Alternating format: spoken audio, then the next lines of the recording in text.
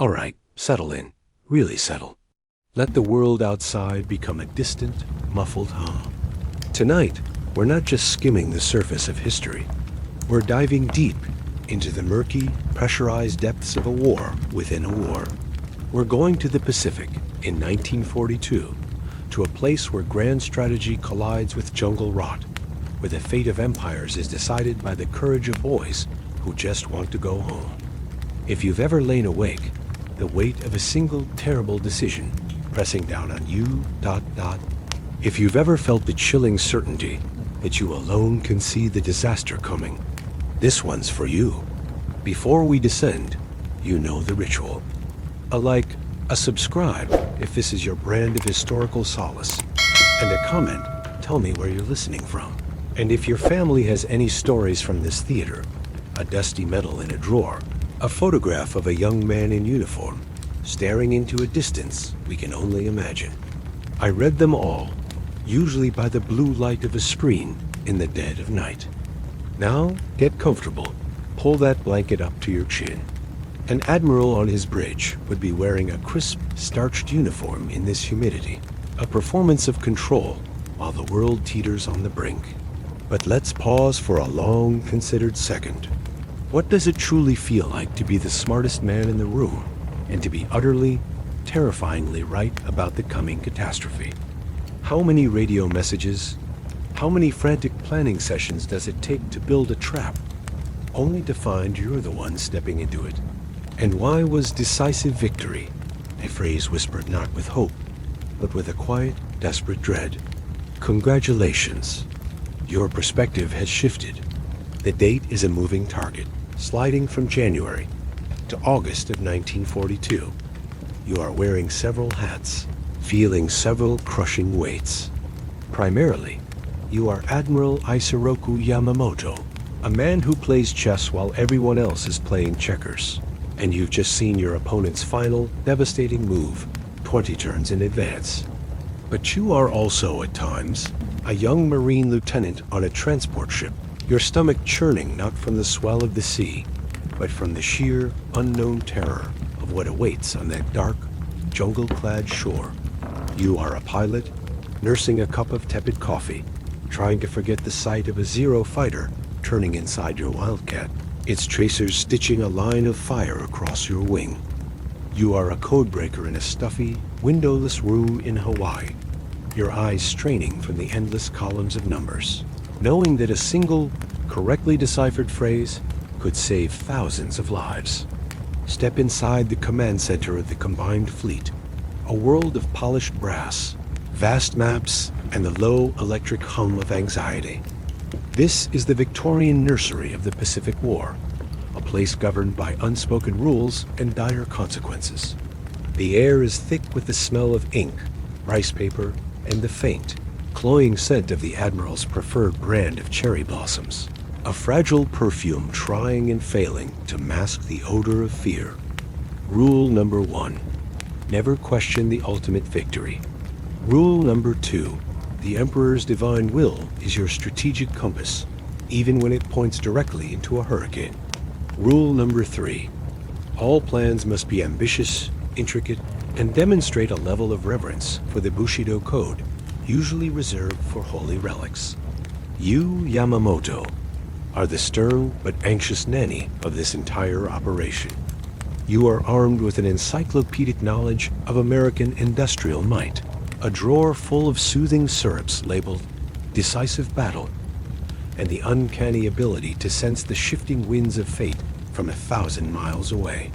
From the moment you wake on your flagship, the colossal asterisk Yamato asterisk, a floating city of steel, and gunpowder that feels more like a gilded cage, you are on a timetable dictated by your own grim prophecy.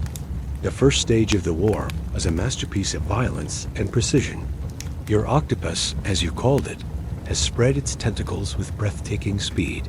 The Philippines, Malaya, the Dutch East Indies, they fell like a house of cards in a stiff breeze. The streets of Tokyo are a cacophony of celebration, but you hear a different sound underneath, the relentless, metallic ticking of a clock. You told your chief of staff, the loyal and dutiful Matom Ogaki, that the plans for the next stage must be ready by mid-February. The speed of your own success hasn't filled you with pride. It's filled you with a profound, bone-deep terror. You are stretching, and you can feel the skin of your empire getting dangerously thin. There are two factions in this high-stakes nursery. The first, the ardent nationalists, are the boisterous, overconfident older siblings. They are drunk on victory, sashimi, and sake, demanding more, always more. They want to invade Australia, to push into India, to link up with the Germans in the Middle East. They believe, with the unshakable faith of the truly ignorant, that willpower alone can overcome production lines. They are the Victorian parents who swear by cod liver oil and arsenic-laced wallpaper, convinced of their own infallibility. And then there is you. You are the quiet, bookish child who has actually read the warning labels. You were against this war from the start. You'd served in Washington. You'd seen the automobile factories in Detroit, the steel mills in Pittsburgh. You knew that America was not a nation, but a geological force. Your opposition was so vocal. Your friends in Tokyo smuggled you out to sea aboard the Yamato for your own protection, fearing an assassin's blade. So here you are, the master of the greatest fleet Japan has ever assembled, and you are a prisoner of your own foresight. Your medicine chest is filled with desperate tonics. The *me* plan, an attack on a speck of coral and sand called Midway. It's a brilliant, complicated, and deeply risky gambit. You will lure the American carriers to their doom. It's your version of a soothing syrup, a potent mix of deception and overwhelming force, guaranteed to knock the enemy out for a decisive period. You even have a backup, the *AL* plan for the Aleutians, because in for a penny, in for a pound. But in Tokyo, the other admirals quarrel. They want to attack Australia. It's a sensible, grinding, army-centric plan. You hate it. It's not spectacular. It won't deliver the psychological shock you need to force a negotiated peace. You need a battle so thunderous, so final, that it breaks the American spirit. You need to give your politicians the leverage to extend a generous olive branch from a position of unassailable strength. And then, the universe provides the catalyst. In April, the impossible happens. American B-25 bombers, flying from a carrier, somehow appear over Tokyo and drop a handful of bombs. The material damage is negligible. The psychological impact is seismic. The sacred homeland violated. The hive is kicked. The doubters in the general staff are instantly silenced. Your argument for a decisive battle to protect the Emperor as very doorstep now has the force of a divine wind. The *me* plan is activated. The stage is set. But war has a twisted sense of humor. While you are focused on your grand Central Pacific chess match, the lower echelons of your empire are on autopilot, grinding steadily southward. They have taken Rabaul, a magnificent natural harbor, and are turning it into a formidable base. Their gaze is fixed on New Guinea and a place called Port Moresby. If they take it, they can bomb Australia. It's a siren song the army cannot resist. They are, in their own stubborn way, stretching the octopus even further, completely oblivious to the strain. Meanwhile, on the other side of the ocean, in a world of linoleum floors and fluorescent lights, your counterpart is also losing sleep. Admiral Ernest J. King, the American Chief of Naval Operations, is a man with a stare that could freeze the Pacific solid. He is looking at the same maps you are. He sees the Japanese push south. He knows he has to stop it, and he has almost nothing to do it with. His fleet is crippled. His carriers can be counted on one hand. But he has one singular advantage. He can listen to your mail. In a basement in Pearl Harbor, a group of brilliant, eccentric codebreakers is slowly, painstakingly, pulling apart your naval cipher, JN-25. They are the Victorian-era doctors of this war, diagnosing the illness before the patient even feels the fever. They live on coffee and cigarettes. Their world a universe of 5-digit number groups and statistical probabilities. And they hear something. They intercept messages about the 11th and 13th Pioneer Units. They are construction troops. Their destination is set for July 4th. The location? A large, mountainous, pestilential island in the Solomon chain that most cartographers have ignored. Guadalcanal. The intelligence is passed up the chain. Admiral King understands immediately. An airfield on Guadalcanal is a knife pointed at the throat of the Allied supply line to Australia. It cannot be allowed to happen. An operation that was once a vague, theoretical concept, an amphibious assault, suddenly has a name, a date, and a terrifying urgency. What follows is a frantic, chaotic, and almost comically unprepared scramble. The man tasked with making this happen is Admiral Richmond Kelly Turner, a brilliant, irascible, and perpetually stressed officer known as Terrible Turner. His job is to create an amphibious force from scratch and train it in a month. It would be like trying to teach a Victorian child to assemble a pocket watch while the house is on fire. The Marines, the 1st Marine Division, are under the command of General Alexander Vandegrift. They are green, they are undertrained, and their equipment is a hodgepodge of leftovers. Their rehearsal for the invasion at Coral Island in Fiji is a fiasco of such spectacular proportions that it would be funny if lives were end on the line. Landing craft swamp, units land on the wrong beaches, and communication collapses entirely. Vandegrift watches the disaster unfold and can only hope the real thing will be less chaotic. The command structure is a Victorian-era tangle of propriety and bruised egos. General Douglas MacArthur, safe in Australia, sees the operation as his rightful domain and lobbies fiercely for control. Admiral King in Washington will have none of it. This is a Navy show. The compromise is a messy, divided command that will haunt the campaign. The overall commander in the South Pacific, Admiral Robert Gormley, is a man consumed by gloom. He sees only the shortages, the lack of ships, the inexperienced troops. He is the nanny who believes the children are too frail to go outside, and he sends a desperate message to King: delay the operation. The response from Washington is a single, icy, paternal no. So they go. A ragtag armada of 75 ships, a collection of transports, cruisers, and destroyers, steams toward Guadalcanal. The mood is a mixture of grim resolve and sheer, unadulterated terror. The carrier admiral, Frank Jack Fletcher, is a man haunted by the losses at Coral Sea and Midway. His carriers are precious, irreplaceable assets. At a tense meeting aboard his flagship, the Saratoga Asterisk, he drops a bombshell. He will provide air cover for the landings for only 2 days. Just 48 hours. Then he is leaving. It is the ultimate Victorian punishment. He is taking away the security blanket before the storm is even hit. Admiral Turner is furious, but powerless. The decision hangs over the entire operation like a shroud. And you, Yamamoto? Where are you in all this? You are on the Yamato Asterisk in the calm waters of Japan, trying to comprehend the scale of the Midway disaster. 4 of your best carriers sunk. The truth is a closely guarded secret, even for most of your own army. The public is told of a great victory. You are planning, but the wind has gone out of your sails.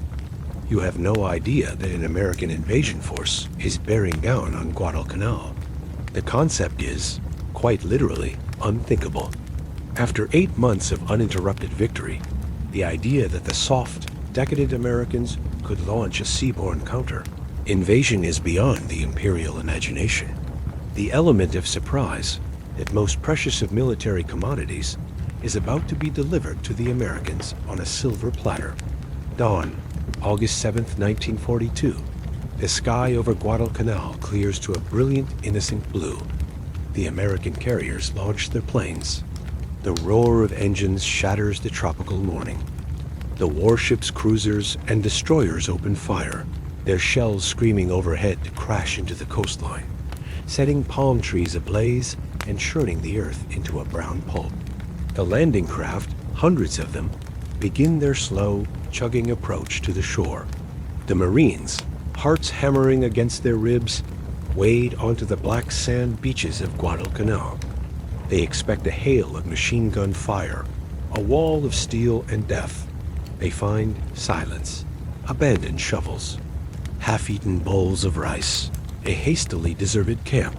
The Japanese construction troops, the 11th and 13th Pioneers, have fled into the impenetrable jungle. The advance is so easy it feels surreal. They push inland toward the nearly completed airfield, a sense of bewildered relief washing over them. They start to give it a name, Henderson Field, after a pilot lost at Midway. It feels for a moment like a gift, but across the narrow Sealark Channel, on the small, sharp islands of Tulagi, Gavutu, and Tanambogo, the war introduces itself in its true, horrific form. Here, the Japanese garrison are not laborers. They are combat troops of the Kore Special Naval Landing Force, and they subscribe to a doctrine the Marines are about to learn in blood. There is no surrender. There is only victory or death. The fighting on these islets is a descent into a close-quarter nightmare. The Japanese are dug into caves, fortified emplacements, and dense thickets of coral. They do not retreat. They do not yield. Each position must be blasted apart with grenades, satchel charges, and flamethrowers. A Marine gunny sergeant, Angus Goss, experiences the fanaticism firsthand. He throws a grenade into a cave. It is thrown back out. He throws another, counting to 3. It is thrown back out. He tries a satchel charge. The Japanese shove it back out, the explosion wounding Goss with a piece of his own shrapnel. Enraged, he finally charges in with his submachine gun, spraying the darkness. The cave is silent. Inside, he finds 4 newly dead Japanese, and 8 who had been killed earlier. They had chosen to die in place rather than give an inch. That night, the Japanese on Tulagi launch a series of desperate, screaming banzai charges. They infiltrate the Marine lines, fighting with bayonets, knives, and bare hands in the pitch-black jungle. It is a terrifying, chaotic melee, a raw contest of wills. The Marines hold, but they learn a fundamental lesson. This enemy is unlike any they have ever imagined. Back at the Japanese bastion of Rabaul, the news of the invasion is met first with disbelief, then with cold, focused rage. Vice Admiral Gunichi Mikawa, commander of the 8th Fleet, is a man of action. He does not wait for orders from Yamamoto or Tokyo. He sees a threat, and he moves to crush it. In a matter of hours, he assembles a formidable strike force.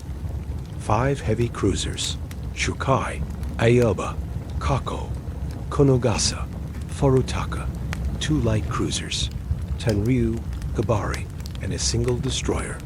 His plan is simple, bold, and perfectly suited to his Navy's strengths. A night attack.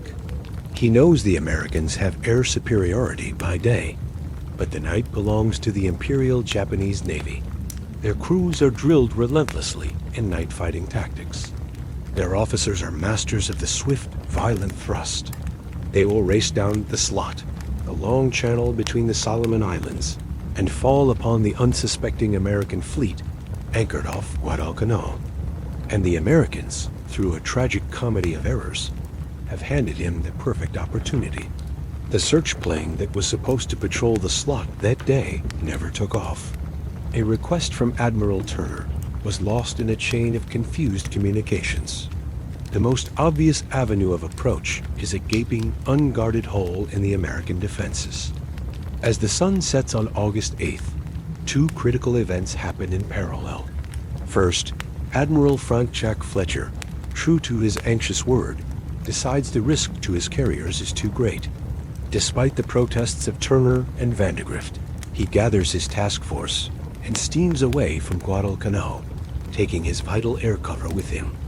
The transports and warships are now naked, exposed. Second, Admiral Mikawa's cruiser force, unseen, unreported, slips into the slot.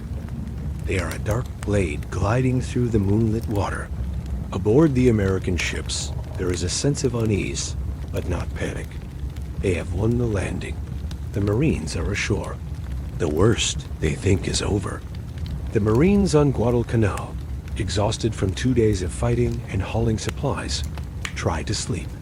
The jungle is a living, breathing entity around them, buzzing with insects, echoing with strange, unidentifiable cries. They are unaware that a naval battle is rushing toward them, a battle that will dictate whether they will be reinforced or abandoned. Aboard the Allied cruisers stationed in a defensive line between Savo Island and Guadalcanal line, known as the Southern Force, the watch is lax. The crews are tired. They believe the Japanese would not be so audacious. They are wrong. Just after 1:30 a.m. on August 9th, the world explodes. Japanese float planes drop brilliant flares, illuminating the Allied ships like actors on a stage. Seconds later, the long lance torpedoes, the most advanced in the world, slice into the water. Then, the main batteries open fire. The night is torn apart by the blinding flash of gunfire and the roar of impacts. The attack is a masterclass in naval butchery. The Australian heavy cruiser Canberra is smashed by a torrent of shells and torpedoes, left a burning, dead hulk in minutes. The American cruiser Chicago is torpedoed and wanders out of the fight, dazed and confused. The northern force of cruisers, patrolling on the other side of Savo Island, is caught completely by surprise. The Vincennes, Quincy, and Astoria are pounded into sinking wrecks in a shockingly short time. The sea is lit by the funeral pyres of great ships. Men jump into water covered in burning oil. In less than an hour, Mikawa has sunk 4 Allied heavy cruisers and severely damaged another, at the cost of minimal damage to his own force. It is one of the most decisive naval victories in history. But then, in a move that will be debated for decades, he turns around and leaves. He does not press his advantage to attack the now defenseless transports sitting off Guadalcanal. He fears American carrier aircraft at dawn, the very carriers that Fletcher has already withdrawn. As the sun rises on August 9th, the Marines on Guadalcanal wake to a new reality. They look out at a sea empty of their protecting fleet. The transports, having unloaded only half their supplies, are fleeing south. They are alone. They are stranded. They have little food, insufficient ammunition, and no idea when or if help will come. They have an airfield to finish and a determined, ruthless enemy all around them. The campaign for Guadalcanal has truly begun, not with a bang, but with a chilling, isolating silence. So as you lie in your bed tonight, in the profound safety and quiet of your room, let your mind drift to that island, to the Admiral whose brilliant victory at Savo Island was also a strategic failure, to the young Marine digging a foxhole in the mud, listening to the jungle, and wondering if he has been forgotten by the world, to the sailor treading water in a dark, oil-slicked sea, watching his ship sink beneath the waves. History is not a clean narrative. It is a messy, brutal, deeply human tapestry of brilliant plans and stupid mistakes, of immense courage and profound fear, of decisions made in comfortable rooms that echo in the screams of the dying. It is the weight of an empire on one man's shoulders, and the weight of a single rifle in a boy's hands. Sleep well, and may your dreams be free of the sound of long lance torpedoes, the smell of cordite and jungle decay, and the faint, desperate hope for a dawn that might never come. Good night.